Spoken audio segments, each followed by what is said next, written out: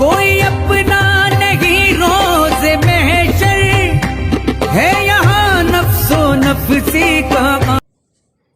अस्सलाम वालेकुम। BSc ADP part 1। आज हम लोग जो हैं हदीस नंबर 3 करने जा रहे हैं। हदीस नंबर 3 में है किताब सुन्नत को थामने की ताकीद।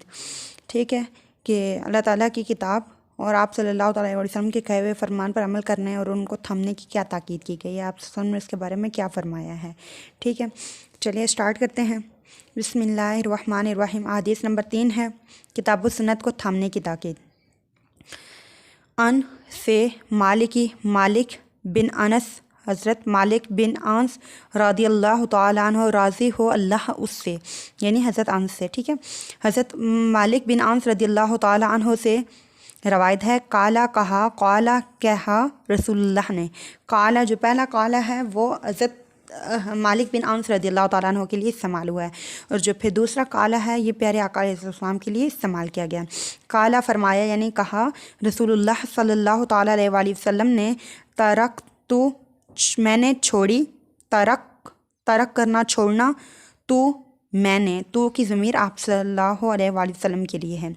फ़ी में कुम तुम्हारे, तुम में यानी तुम्हारे दरमियान, अमर रईनी दो चीज़ें, लन हरगिज़ ना तादिल्लु तुम गुमराह हो, माँ जो तमस्सक तुम पकड़ेगा, तमस्सक तुम में से पकड़ेगा। ठीक है, बिहमा इसे, यहाँ पे जो है आप देखें यहाँ पे गलती है। तमस्सक तुम जो है इसका मतलब होता है थामना पकड़ना, और बी साथ हिमा इसे, इनको। ठीक है, इसको पकड़ेगा। किताबुल्लाह ही अल्लाह की किताब, व सुन्नतो और सुन्नत रसूल ही उसके रसूल की। तो यहाँ पे क्या कहते हैं, हज़रत मालिक बिन अनस रदियल्लाहु तआला अन्हु से रवायत है कि नबी करीम सल्लल्लाहु तआला अलैहि वसल्लम ने फरमाया, तरक तुम मैंने छोड़ दी तुम्हारे दरमियान, मैंने तुम्हारे पास दो चीज़ें छोड़ दी हैं, जो तुम में से इनको थाम लेगा वो कभी गुमराह नहीं होगा, अल्लाह की किताब और उसके रसूल सल्लल्लाहु तआला अलैहि वसल्लम की सुन्नत मुबारका। तशरीह में हम देखते हैं ये हदीस जो हैं ये अल्लाह ताला प्यारे आका अलैहिस्सलाम ने कब फरमाई थी, आखिरी हज के मौका पर। खुतबा हुज्जतुल विदा में आप सल्लल्लाहु अलैहि वसल्लम ने फरमाया था कि ऐ लोगों, मैं तुम्हारे दरमियान अल्लाह की किताब और अपनी सुन्नत छोड़े जा रहा हूँ, अगर तुमने इसे मजबूती से थामे रखा तो कभी गुमराह नहीं होगे। इस हदीस में सबसे पहले कुरान मजीद की बात बताया जा रही है कि ये मुकम्मल ज़ाब्ता है, ये किताब तुम्हारे इंसानों की हिदायत और रहनुमाई के लिए नाजिल की गई है। क़यामत तक आने वाले लोगों और तमाम ज़मानों और सारी दुनिया के हर ख़त्ते में बसने वालों के लिए इनके हर किस्म के मसाइल और ज़रूरियात का हल पेश करती है। कौन? ये किताब। और कुरान मजीद का मुतालिया बहुत ज़्यादा अहमियत का हामिल है। देखिए, हमने जो पिछली हदीस की है ना, हदीस नंबर 2, इसमें हमारे पास था कुरान मजीद सीखने और सिखाने की फजीलत। उनमें से भी जो आयत करीमा या फिर हदीस आपने याद की हैं वो इसमें ऐड कर सकते हैं, क्योंकि इसमें भी किताब और सुन्नत के बारे में, जहाँ किताब की बात करेंगे आप वहाँ आप इसको ऐड कर सकते हैं। अगर हम देखें तो ये हमारे पास मुकम्मल दस्तूर इंसानी है। कुरान मजीद एक मुकम्मल दस्तूर हयात है। ये किसी एक इंसान, किसी एक ग्रोह या किसी इंसानी कानून साज इदारे का तैयार किया हुआ नहीं है, बल्कि ये हमारे रब और हमारे खालिक का कलाम है। इसके होते हुए ना तो किसी दीगर कानूनी किताब की हमें ज़रूरत है और ना ही हमें किसी और ऐसी नसीहत की ज़रूरत है। ये किताब इंसानी ज़िंदगी की इनफरादी और इज्तमाई, सियासी, मुआशी, मुआशरती, साइंसी, इखलाकी, कानूनी, बैनुल-अक़वामी हर किस्म के पहलुओं पर रोशनी डालती है और अपनी तरफ माइल होने वाले को कभी मायूस नहीं फरमाती। यानी कि कुरान मजीद की तरफ एक मरतबा तुम लोग जाओ, इसमें कोई ऐसी चीज़ नहीं है जो आपको ना मिल सके। जैसा कि मेरे अल्लाह ताला ने खुद फरमा दिया है कुरान में, माँ फ़रतना फ़िल किताब भी मिन शैइन, माँ नहीं फ़रतना, फ़रत छोड़ी ना हमने, फ़िल किताब भी इस किताब में, मिन शै कोई शै भी, हमने इस किताब में बयान के लिए कोई चीज़ नहीं छोड़ी, यानी सब चीज़ें बयान की गई हैं। आप बस इसको गौर से पढ़ो, आपको हर मुसीबत का, हर परेशानी का, हर मसाइल का हल जो है आपको इसमें मिलेगा। ये प्याम रश्द व हदायत भी है। कुरान मजीद तमाम बने हुए इंसान के लिए क़यामत तक प्याम रश्द व हदायत है। रश्द व हदायत का मतलब मैंने बताया था पहले भी कि रश्द व हदायत का मतलब है रशद, राशिद से निकला है। ठीक है, रहनुमाई करने वाला है। ठीक है, प्याम پیغام۔ جس طرح نبی کریم صلی اللہ تعالیٰ علیہ وآلہ وسلم خاتم الانبیاء والمرسلین ہیں اور آپ کے بعد کسی نبی یا رسول کی ضرورت نہیں ہے، تو اسی طرح آپ پر جو کتاب نازل کی گئی ہے، کون کہتا ہے کہ کتاب خاتم الکتب نہیں ہے؟ یہ کتاب بھی جس طرح آخری نبی کے بعد کسی نبی کی ضرورت نہیں ہے، اسی طرح اس کتاب کے بعد کسی اور کتاب کی ضرورت نہیں ہے، کسی اور رہنمائی کی ضرورت نہیں ہے۔ یہ کتاب کسی خاص وقت، قوم، حالات اور مقام کے لیے مخصوص نہیں ہے، بلکہ تمام عالم کی ہدایت اور رہنمائی کے لیے کافی ہے۔ یہ کتاب انسانی زندگی سے متعلق پیش آنے والے نت نئے حالات و مسائل کی وضاحت اور ان کا حل پیش کرتی ہے۔ کون سی کتاب؟ قرآن مجید کی بات کی جا رہی ہے، ٹھیک ہے۔ قرآن مجید میں جیسا کہ اللہ تعالیٰ نے خود فرمایا ہے کہ یہ کتاب اللہ کی طرف سے ہے، اس میں کوئی شک نہیں، پرہیزگاروں کے لیے ہدایت ہے، جیسا کہ ہم نے یہ آیت پڑھی تھی نا، ذالک الکتاب لا ریب فیہ ھدی للمتقین، صدق اللہ العظیم۔ سورۃ البقرہ کی آیت نمبر 2 میں اللہ تعالیٰ خود کہتا ہے کہ ذالک الکتاب، ذالک یہ الکتاب، کتاب، لا نہیں، ریبہ شک، فیہ اس میں، ھدی ہدایت ہے، للمتقین پرہیزگاروں کے لیے۔ اسی طرح سورۃ البقرہ کی آیت نمبر 185 میں اللہ تعالیٰ نے فرمایا القرآن ھدی للناس، قرآن انسانوں کے لیے ہدایت ہے۔ ایک اور آیت ہے سورۃ المائدہ کی 48 آیت نمبر، اس میں اللہ تعالیٰ نے فرمایا کہ پھر اے نبی صلی اللہ تعالیٰ علیہ وآلہ وسلم، تمہاری طرف یہ کتاب بھیجی جو حق لے کر آئی، اور الکتاب میں سے جو کچھ اس کے آگے موجود ہے اس کی تصدیق کرنے والی اور اس کی محافظ و نگہبان ہے۔ تو ایک اور جگہ ہے الزخرف جو ہے سورہ، اس کی آیت نمبر 43 اور 44 میں ہے کہ اے پیغمبر صلی اللہ تعالیٰ علیہ وآلہ وسلم، جو کچھ تمہاری طرف وحی کیا گیا اس کو خوب مضبوطی سے پکڑے رکھو، یقین رکھو کہ تم سیدھے راستے پر ہو، اور یہ کتاب یعنی قرآن مجید تمہارے لیے اور تمہاری قوم کے لیے ایک نصیحت نامہ ہے جو آگے چل کر تم سب کو اس کی بابت پر ہوگی۔ یعنی کہ جب آپ لوگ آگے آؤ گے، اگلے جہان میں آئیں گے، تو اس کتاب کے متعلق، اس کتاب کی بابت آپ سے باز پرس ہوگا، یعنی آپ سے سوال کیے جائیں گے کہ آخر آپ نے اس کتاب کو کیوں نہیں پڑھا، یا پڑھا تو کیا اس سے حاصل کیا، اس پر عمل کیوں نہیں کیا، اس قسم کے کوشچنس کیے جائیں گے آخرت میں، ٹھیک ہے۔ ذلت و گمراہی کا سبب امت مسلمہ کی 1400 سالہ تاریخ گواہ ہے کہ اس نے قرآن مجید کو اپنا ہادی اور رہنما بنایا، اسے سینے سے لگائے رکھا اور اس سے روشنی حاصل کرتی رہی، تو کامیابی و کامرانی اس کے قدم چومے، اور اس کی عظمت و رفعت آج بھی مسلم رہی ہے۔ مسلم کا مطلب ہے کہ ثابت رہی ہے۔ لیکن جب اس کا رشتہ اللہ سے کمزور ہوا، اس نے اسے پس پشت ڈال دیا، تو ذلت و گمراہی، پسماندگی و شکست و خوردگی اس کا مقدر بن گئی، ٹھیک ہے۔ کہتے ہیں کہ امت مسلمہ جو ہیں وہ 1400 سالہ تاریخ اگر ہم دیکھیں تو ہمیں پتہ چلتا ہے کہ اس قوم نے قرآن مجید کو اپنا رہنما بنایا ہوا تھا، اسے سینے سے لگایا ہوا تھا، اور اسی سے روشنی اور کامیابی حاصل کرتی رہیں، اور ان کی عظمت و رفعت کو اگر ہم دیکھیں تو آج بھی ہم کہتے ہیں کہ وہ ایک زبردست کامیاب قوم تھی۔ لیکن اگر پھر جب جو مزید ترقیاں ہوتی گئیں، قرآن مجید کو چھوڑتے گئے، اس کا رشتہ کمزور ہوتا گیا، تو شکست اور خوردگی جو ہے وہ ہمارا مقدر بن گئی۔ جیسا کہ شاعر مشرق نے کیا خوب کہا ہے، وہ زمانے میں معزز تھے مسلمان ہو کر، اور تم ہار ہوئے تارک قرآن ہو کر۔ اسی طرح کسی اور شاعر نے کہا ہے کہ قرآن مجید گھر میں ہے مگر ہم پڑھتے نہیں، ذرا بھی اللہ کا خوف ہم کرتے نہیں، صورت سے تو انسان نظر آتے ہیں مگر سیرت سے مسلمان بنتے نہیں۔ یہ بات جو ہے نبی کریم صلی اللہ علیہ وسلم نے ہمیں پہلے ہی بتا تھی کہ جو بھی اس کتاب کی قدر نہیں کرے گا، اس کے کلام سے بے اعتنائی برتے گا، تو اس کے احکام پر عمل نہیں کرے گا، تو ذلت و پستی اس کا مقدر بن جائے گی۔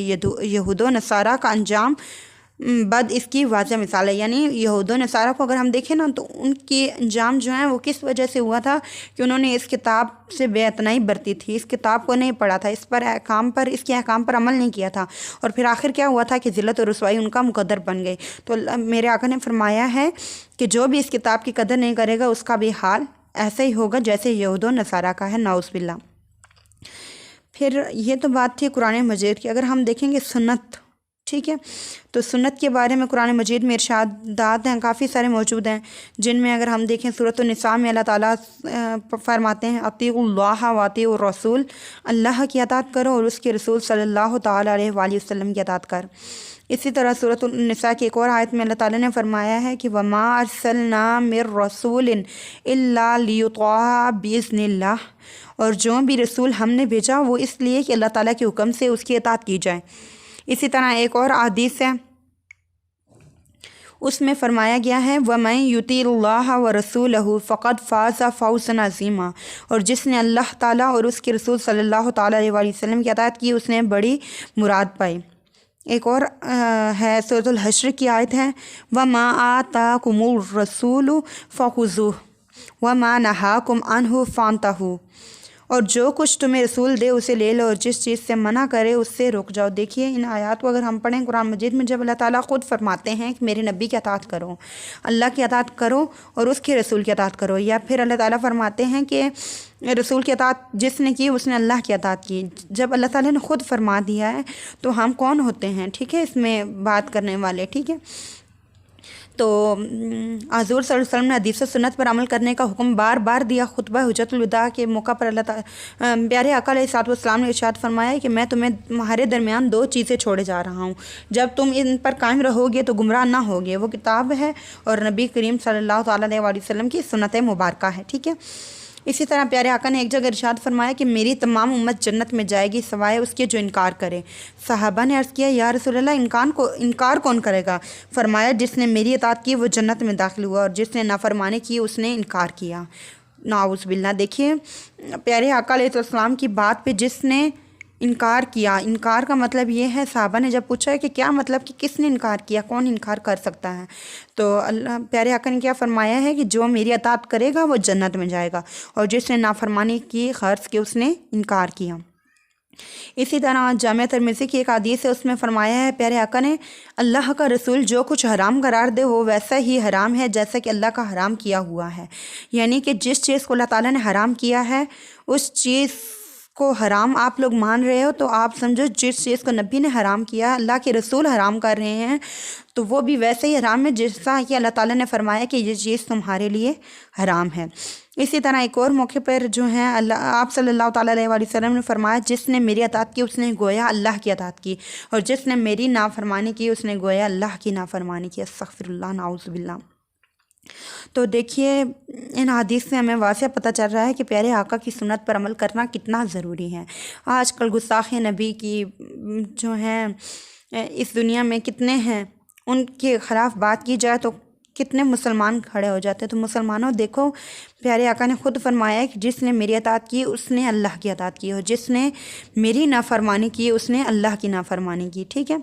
تو اب ہمیں کیا کرنا چاہیے کہ ہمیں پیارے آقا کی اطاعت کے ساتھ اللہ کی اطاعت، یعنی کہ اگر ہم اللہ کی اطاعت کریں گے تو ساتھ پیارے آقا پر بھی ایمان لانا ضروری ہوگا۔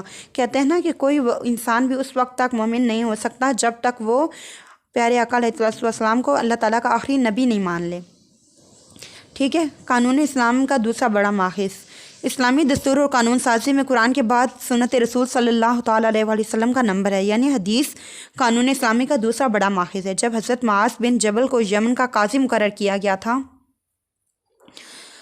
تو بنا کر بھیجا تو اس موقع پر پیارے آقا نے پوچھا تم وہاں معاملات کیسے حل کرو گے؟ تو انہوں نے جواب دیا کہ قرآن مجید کی روشنی میں حل کروں گا۔ پیارے آقا نے پھر فرمایا کہ اگر قرآن مجید میں اس کا حل نہ ملے تو کیا کرو گے؟ انہوں نے کہا کہ میں حدیث کی طرف رجوع کروں گا۔ اس کے آگے بھی ہے، کہا جاتا ہے کہ پھر جب آپ صلی اللہ علیہ وسلم نے پوچھا کہ اگر تمہیں پھر بھی یعنی حدیث میں بھی اس کا حل نہ ملے، تم نے تلاش کیا نہ ملا تو پھر کیا کرو گے؟ تو ان صحابی نے کہا کہ حضور پھر میں اجتماع کروں گا، تمام علماء کو بٹھاؤں گا اور اس کے اوپر جمع قیاس کر کے اس کا حل نکالوں گا۔ تو آپ صلی اللہ علیہ وسلم بہت خوش ہوئے اور فرمایا کہ معاذ تجھے جنت کی خوشخبری، تو جنت میں داخل ہوگا۔ کتاب و سنت پر عمل کرنے سے کیا ہوتا ہے؟ قرآن اور سنت پر عمل کیا جائے تو اس کے مطابق اپنے فکر و عمل کو بدلا جائے۔ قرآن و سنت پر عمل کر کے ہم کھٹا ٹوپ تاریکیاں دور کر سکتے ہیں، اپنی مشکلات و مسائل کا ازالہ کر سکتے ہیں، ان کی رہنمائی میں ترقی اور کامیابی کی منزلیں طے کر سکتے ہیں، جیسا کہ قرآن مجید میں خود ارشاد باری تعالیٰ ہے۔ سورۃ الاحزاب کی آیت نمبر 21 ہے، اس میں اللہ تعالیٰ فرماتے ہیں بسم اللہ الرحمن الرحیم لقد کان لکم فی رسول اللہ اسوۃ حسنہ، بے شک تمہارے لیے رسول اللہ صلی اللہ تعالیٰ علیہ وآلہ وسلم کی ذات میں بہتر نمونہ ہے۔ قرآن و سنت پر عمل کر کے ہم کامیابی و کامرانی پا سکتے ہیں، اگر ان دونوں پر عمل نہیں کریں گے تو گمراہی میں مبتلا ہوں گے۔ دعا ہے کہ اللہ تعالیٰ ہمیں قرآن مجید کو سمجھ کر پڑھنے عمل کرنے کی توفیق دے اور نبی کریم صلی اللہ تعالیٰ علیہ وآلہ وسلم کی زندگی کو ہمارے لیے مشعل راہ بنا دے، آمین۔ یہی ہے آرزو کہ تعلیم قرآن عام ہو جائے۔ یہی ہے آرزو کہ تعلیم قرآن عام ہو جائے، ہر ایک پرچم سے اونچا پرچم اسلام ہو جائے۔ وما علینا الا البلاغ المبین۔ آج کا ٹاپک یہیں کمپلیٹ ہوتا ہے، انشاءاللہ نیکسٹ پھر دیکھیں گے اگلے ویڈیو میں۔ ابھی اجازت دیجیے، اللہ حافظ۔